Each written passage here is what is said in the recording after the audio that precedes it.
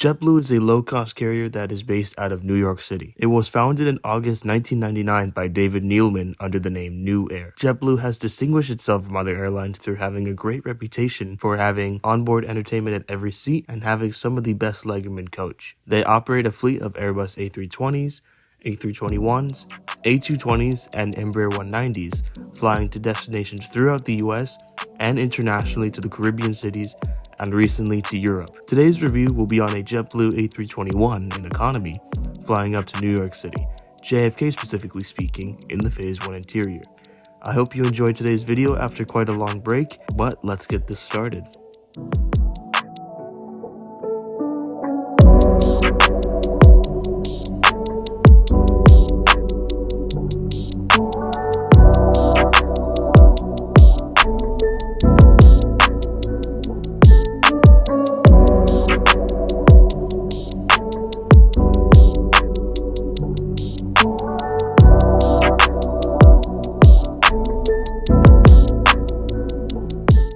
We start today's review at the Orlando International Airport Terminal A, which is the home to JetBlue's operations. Checking into today's flight was a breeze using the touch kiosks.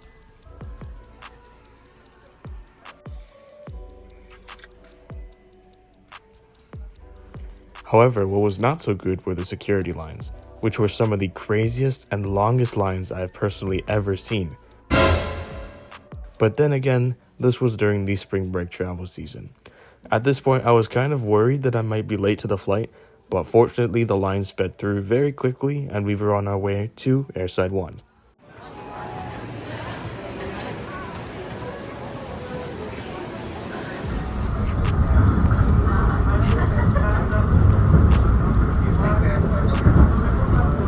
Orlando is a focus city for JetBlue and their operations.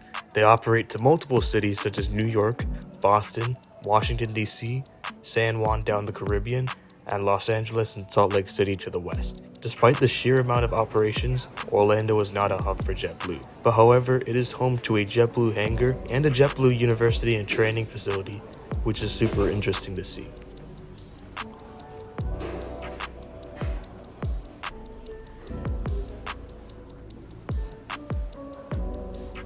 Our flight that will be taking us to New York JFK today is JetBlue Airways Flight 1184, flying out of Gate 6.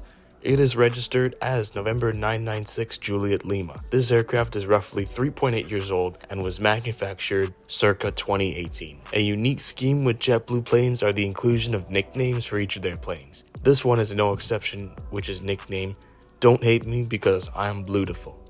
This plane is fitted with two International Air engines, V2500s, used primarily in the A320 family, but are also found on the McDonnell Douglas MD-90s. These engines are capable of flying up to around 3,200 nautical miles. JetBlue organizes their boarding through groups, noted on your boarding pass. Even more space customers are assigned Group A, before pre-boards and Mosaic members. Then comes the remaining general boarding, Groups B through E, which is based on the specific seat that you chose or are assigned to. It is unclear how it is distributed, so therefore it is not possible to choose a seat to get yourself into an earlier boarding group. For example, a person like me who chose row 7 boarded the same time as someone else who got row 23. Anyways, it is time to board. This Phase 1 non-mint JetBlue A321 is fitted with 200 seats in an all-economy class layout. 42 of these economy class seats are designated as even more space. They sport an extra 5 to 8 inches of legroom, which is followed by the remaining 158 seats, which are core economy seats with 32 inches of legroom.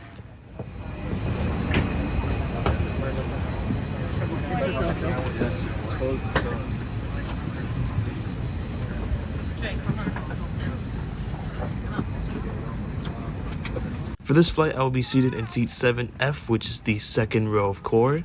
Just the first impressions and thoughts, the blue mood lighting is nice and the seating is super comfortable. I look super forward to reviewing all of the content in the midair. So for now, enjoy the ambience of the Airbus A321. While we demonstrate the safety features of this aircraft, you can follow along with a safety information card located in the seat back pocket in front of you. Federal aviation regulations requires your compliance with all crew members' instructions. Light and vest by pulling down firmly on the red tabs or blowing into the tubes on both sides. A locator light on the shoulder will turn on automatically in water. Never inflate your life vest inside our aircraft. This Airbus A321 has 8 emergency exits. There are 2 doors in the mask on first before helping others, and we'll let you know when it's no longer needed. We'll be passing to the cabin to make sure we're ready for our departure. You can help us out by making sure your seatbelt is fastened, seat back is upright, your tray table is stowed, and all carry-on items are put away. If you have any questions about the safety features of this aircraft, please don't hesitate to ask. Smoking included.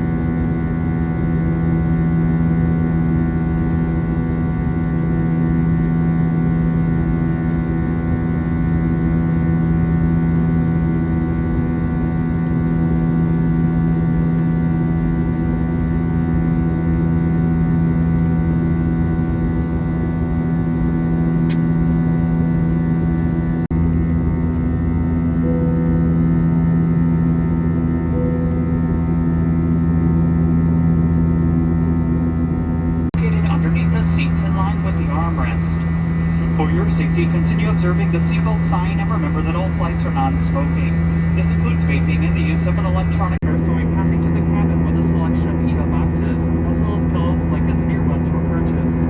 On today's flight. So far, the flight has been pretty uneventful, but the departure with the sunrise as shown was pretty amazing. But now let's review the contents. Legroom-wise, it is good with the seat pitch of 32 inches. For someone who is about 6 feet tall, it's pretty solid legroom which I can willingly spend a longer flight on. Moving over to the seat bucket, it is divided into 3 sections, which is good for organizing belongings.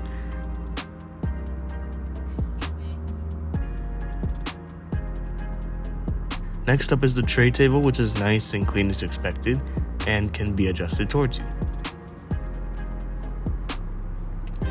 And next one is the IFE system, in which the first glance the size is good at around 10.1 inches, but however, the responsiveness of the screen touch-wise is not impressive at all. But the remote feature on the left armrest is a lot better when navigating through the system.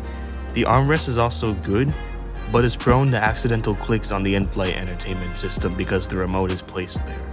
The armrest also has a recline button. In the seat pocket were the contents, including the food and beverage menu, the sick bag, and the safety card as normally placed. Above you are the regular Airbus overhead passenger service units with the original air vent, with the normal air vents, call buttons, and reading lights.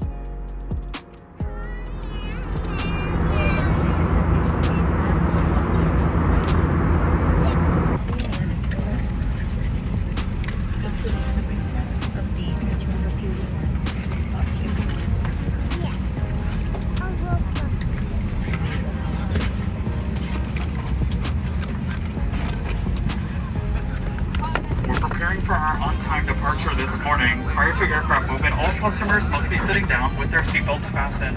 Please make sure that your seat back is upright, your tray table is stowed, and all carry-on items are put away. Smaller bags and personal items should be placed all the way under the seat in front of you. Larger items can be stowed in the overhead bins with wheels or handles facing out. Small electronics may be held, placed in your pocket, or in the seat back in front of you, but cellular... A few minutes after taking off is the beverage and snack service. Unlike other airlines, JetBlue has multiple snack options from which you can pick from, compared to one same snack served on every single flight, which I really appreciate. I took an apple juice to complement that this morning flight.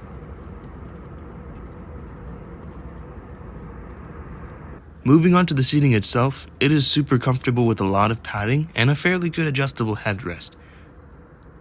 The seat also sports a solid amount of recline.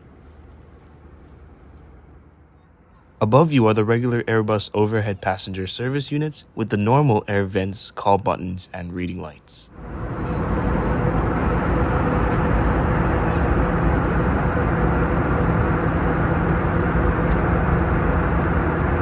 Then we have the lavatory, which really is nothing too special, but it was fairly cleaned and well maintained given it's the first flight of the day.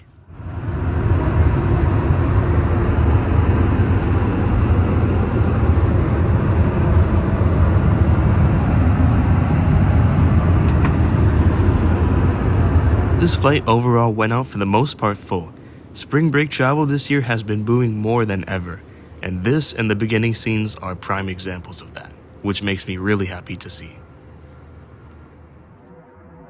Now here's where things get absolutely crazy.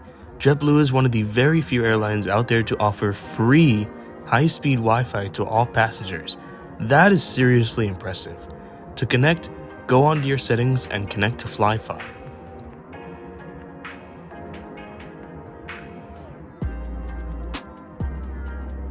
Then, on your web browser, you type in flyfi.com and connect to the internet from there. This Wi-Fi is one of the best out there right now, if not the best. The flight trackers, messaging apps, and everything else worked flawlessly without any hiccups.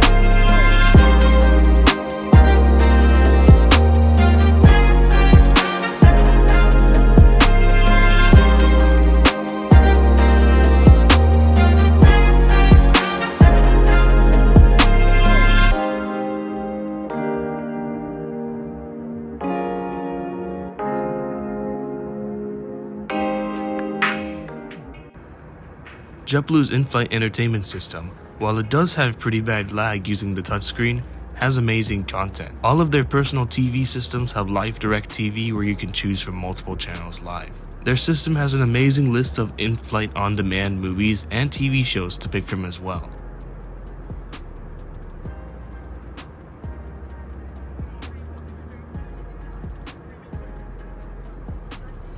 There's Sirius XM radio with multiple podcasts and audio to listen to. There's also even a section on the JetBlue experience for you to read about the airline, which is also nice. You can tell that this in-flight entertainment system is classic, which in my opinion I really like.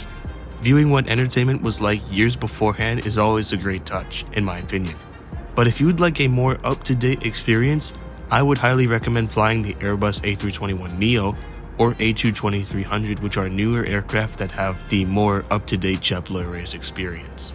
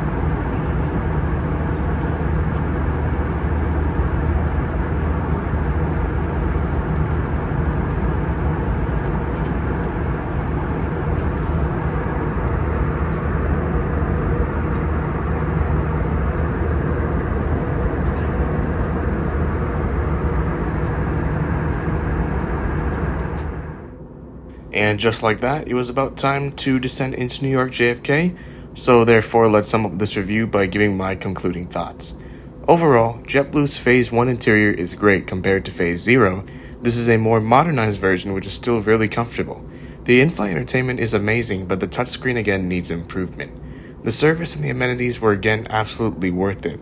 The Wi-Fi worked perfectly alright with zero problems, and the food and beverage service was very well done for 2 hours. Overall, out of 5 stars, I would roughly rate this flight at 4.5 stars. But the real question is, what do you think about JetBlue's Phase 1 cabin versus its other competitors? Leave me a comment below, I'd love to know. If you have flown JetBlue before, feel free to shoot me a comment on how the experience was. But with that, let's enjoy the ILS approach into New York JFK.